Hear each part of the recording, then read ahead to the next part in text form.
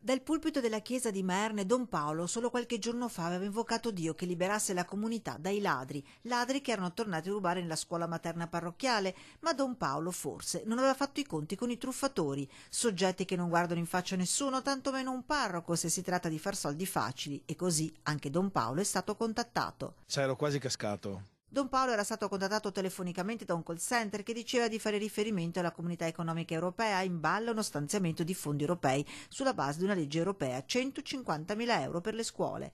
Tanti soldi e soprattutto utili per la scuola parrocchiale, ha pensato Don Paolo. Per averli però serviva un ulteriore passaggio. Bisognava acquistare un software da 180 euro. A Don Paolo suona nella testa un campanello d'allarme.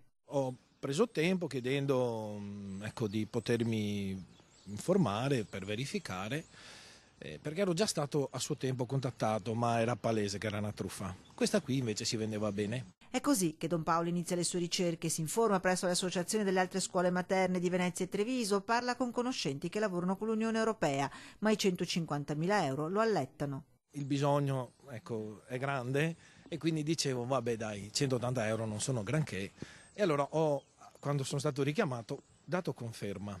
Il tarlo del dubbio però non lascia in pace Don Paolo e alla fine, dopo ulteriori riscontri anche nel portale dell'Unione Europea, indirizzano il parroco sulla giusta strada. Io ho bloccato il corriere e il corriere stesso, quando ci stava consegnando il programma, diceva che era una truffa. Il pacchetto con il software, più che da Bruxelles, arrivava da Barletta e una volta ricontattato il parroco è stato aggredito verbalmente. Tutto è bene quel che finisce bene e da Don Paolo un appello. L'appello è ad altri colleghi sacerdoti o ad altre istituzioni verificare sempre con cautela